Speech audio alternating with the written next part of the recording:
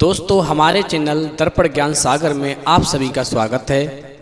मित्रों, आज का विषय है सुबह उठते ही किसका मुंह देखने से लोग रात दिन गरीब होते चले जाते हैं। एक बार माता पार्वती ने भगवान शिव से कहा, प्रभु, आपने किसी को तो इतना धन दे दिया है कि वो पैसों पर सोता है और किसी को इतना गरीब बना दिया है कि वो एक एक रोटी के लिए भी तरसता है।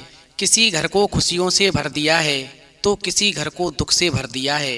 प्रभु, आखिरकार ऐसा क्यों? संसार तो आपने ही बनाया है, फिर किसी को सुख और किसी को दुख क्यों? आज मैं ये राज जानना चाहती हूँ।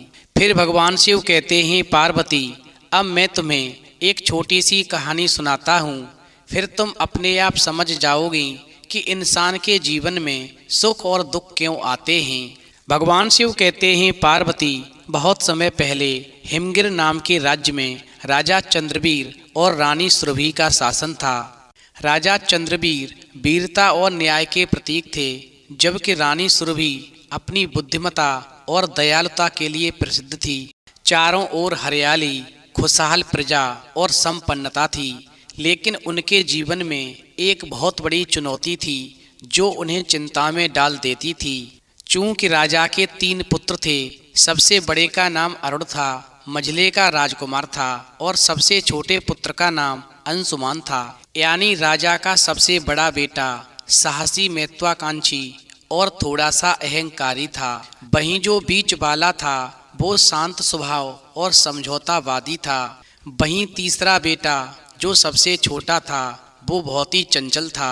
इस प्रकार भाइयों के स्वभाव में इतना अंतर था कि वो अक्सर छोटी छोटी बातों पर झगड़ते रहते थे। वहीं राजा और रानी का सपना था कि उनके बेटे हमेशा एकता और आपसी प्रेम के साथ में राज्य की जिम्मेदारी संभालें, लेकिन तीनों भाइयों की आपसी खींचतान ने परिवार और राज्य में तनाव पैदा कर दिया था। इस प्रकार समय धीरे धीरे गुजरता गया।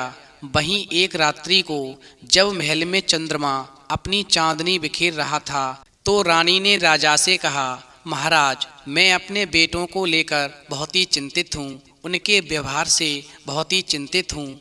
यदि वे ऐसे ही लड़ते झगड़ते रहे तो राज्य का भविष्य क्या होगा? क्या हम उन्हें सच्चे नेतृत्व और परिवार के महत्व का पाठ नहीं सिखा सकते?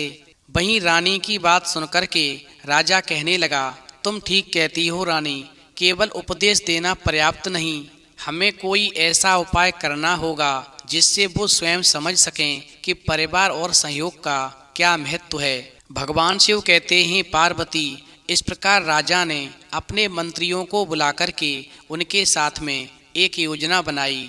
इस प्रकार राजा ने अगले दिन अपने तीनों बेटों को बुलाया और उनसे कहा, देखो, तुम तीनों को मैंने अलग अलग जिम्मेदारियां दी हैं, लेकिन मैं देखता हूँ कि तुम में हमेशा आपसी तालमेल की कमी रहती है। इसलिए मैं तुम तीनों को एक परीक्षा में डालने जा रहा हूँ और तुम में से जो भी इस परीक्षा को पार करेगा वही इस राज्य का अगला राजा बनेगा।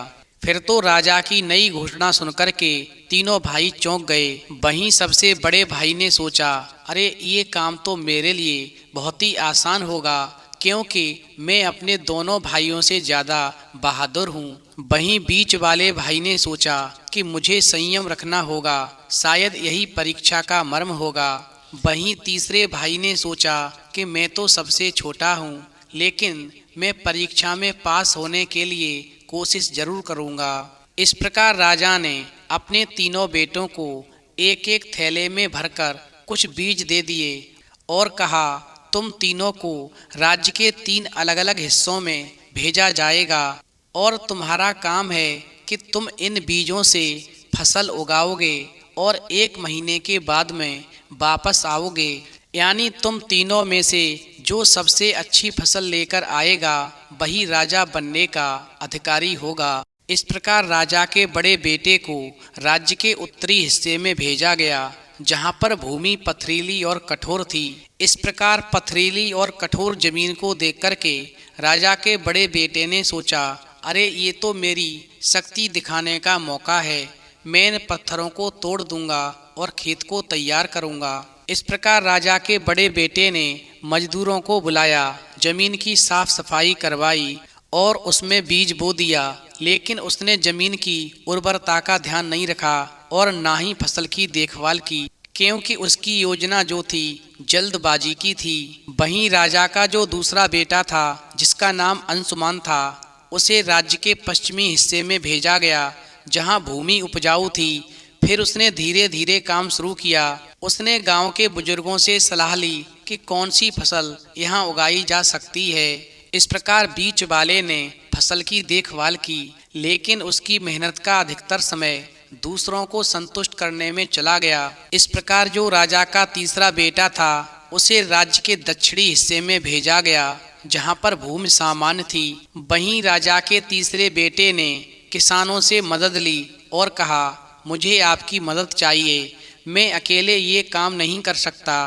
फिर तो किसानों ने खुशी खुशी राजा के तीसरे बेटे की मदद की। इस प्रकार उन्होंने सामूहिक प्रयास से खेत को तैयार किया, उसमें बीज बोया और फसल उगाई। वहीं राजा के तीसरे बेटे ने हर किसी को उनके काम करने का, किसान और मजदूरों को इनाम दिया और उन्हें परिवार की तरह अपने साथ रखा। इस प्रकार 1 महीने के बाद में जब तीनों भाई दरबार में लौटे तो राजा का सबसे बड़ा बेटा जो था, उसकी फसल बहुत ही कमजोर थी, क्योंकि उसने केवल अपनी ताकत पर भरोसा किया था। वहीं राजा का जो बीच वाला बेटा था, उसकी फसल ठीक थी, लेकिन उसने समय और संसाधनों का सही उपयोग नहीं किया था। वहीं राजा का जो सबसे छोटा बेटा था, उसकी फसल दोनों भाइयों से सबसे ज़्यादा अच्छी थी और वो अपने साथ में किसानों और मजदूरों को भी वहाँ लेकर आया था, जिन्होंने फसल तैयार करवाने में उसकी मदद की थी। इस प्रकार जब राजा ने अपने तीनों बेटों का काम देखा तो सबसे छोटे बेटे से पूछा, बेटा तुम्हारी सफलता का राज क्या है? वहीं राजा के छोटे बेटे ने बताया, पिताजी मैंने समझा कि अकेले कुछ भी कर पाना संभव नहीं है, इसलिए मैंने गांव वालों को अपने परिवार की ही तरह माना और उनकी मदद ली और उनकी मेहनत से ही ये फसल तैयार हो पाई है। इस प्रकार राजा मुस्कराए और बोले, तुमने सही पहचाना, सच्चा नेतृत्व दूसरों को साथ लेकर चलता है। परिवार और समाज एकता से ही आगे बढ़ता है। वहीं रानी ने अपने तीनों बेटों से कहा, हमेशा याद रखो, परिवार केवल खून का रिश्ता नहीं है, ये एक ऐसा बंधन है जो प्रेम, सहयोग और समझ से मजबूत होता है। यदि हम स्वार्थ में डूबे रहेंगे तो सब कुछ टूट जाएगा, लेकिन अगर हम एक दूसरे की भलाई का सोचेंगे तो हर समस्या का समाधान मिल जाएगा। इस प्रकार राजा के बड़े बेटे और बीच वाले बेटे को अपनी गलतियों का एहसास हुआ। फिर उन्होंने वादा किया कि आज से वो अपनी कमजोरियों को दूर करेंगे और मिलकर के राज्य को संभालेंगे। वहीं छोटे भाई ने कहा, भाई यदि हम मिलकर काम करेंगे तो हमारा राज्य स्वर्ग बन जाएगा। यही हमारे माता पिता का सपना है कि हम अपने राज्य को स्वर्ग बनाएं।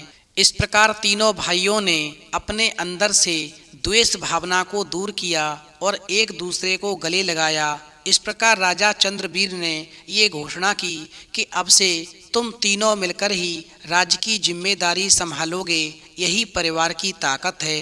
अंत में भगवान शिव कहते हैं, पार्वती, जिस घर के लोग हमेशा मिलकर रहते हैं, आपसी प्रेम और सहयोग से रहते हैं और सुबह उठकर एक दूसरे का प्रसन्नता से भरा हुआ चेहरा देखते हैं, कभी ईर्ष्या से भरा हुआ चेहरा नहीं देखते, ऐसे घर में हमेशा खुशियां रहती हैं। लोग अपनी मंजिल को आसान कर लेते हैं, ऐसे लोग रात दिन धनवान होते चले जाते हैं। जिस घर में प्रेम रहता है वहाँ लक्ष्मी का वास होता है, क्योंकि अकेले चलने से रास्ता कठिन हो जाता है, लेकिन साथ चलने से हर मंजिल आसान हो जाती है। इसलिए जीवन में धनवान होने के लिए, घर में सुख शांति बनाए रखने के लिए घर में जितने भी सदस्य हैं सभी को मिलकर रहना चाहिए और प्रेम पूर्वक रहते हुए सुख पूर्वक जिंदगी को व्यतीत करना चाहिए। तो मित्रों, आज की कहानी से प्राप्त जानकारी अच्छी लगी हो तो प्लीज़ आप हमारे चैनल को सब्सक्राइब जरूर करें और भगवान शिव और पार्वती के लिए एक लाइक करना बिल्कुल न भूलें।